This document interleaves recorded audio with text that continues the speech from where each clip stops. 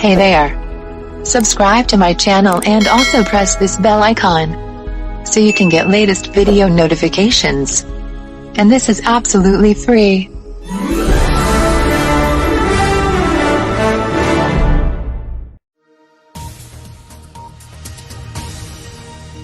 I think the first time was when I was inside Biafra, which you'd have to be now rather long in the tooth to remember, the Nigerian Civil War, and also, of course, the Nigeria-Biafra War. But I was inside Biafra, and I was approached in London by a man who later became a good friend, who said, look, we have a problem.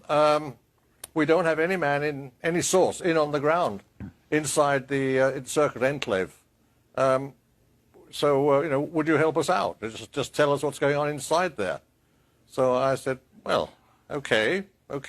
So what I did for the last year of the Biafran War, I was sending reports, both journalistic reports to the media and other reports to my new friend, telling him just actually all they wanted to know was the true level of the horror that was going on in there, the thousands and thousands of dying children. I felt that was pretty controversial, but not about security, not the security of our country anyway. So I saw no harm in contributing. But as you say, you were a correspondent then. I am old enough to remember that, and a good one. But so there were some things that you weren't putting in a newspaper, but you were telling the security people.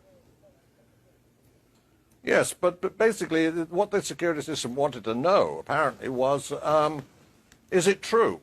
Because the Foreign Office was denying that there were any dying children. They were passionate in supporting the dictatorship in Lagos. It was oddly enough the MI6 that had a different viewpoint.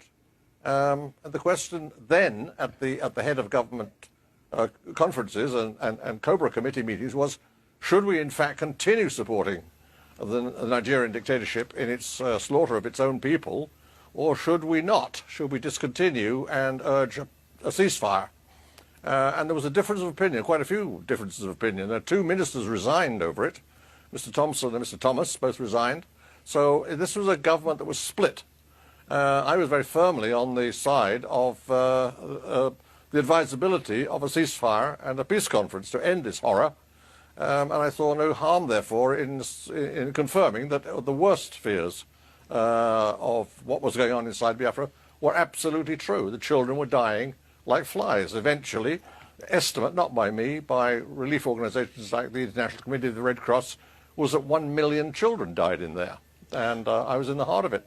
And that was your first foray. Then you went on to do things in undercover in East Germany and in Rhodesia. I mean, you were getting to be sort of not a full-time agent, but a proper agent. Were you paid for any of this? No, of course not.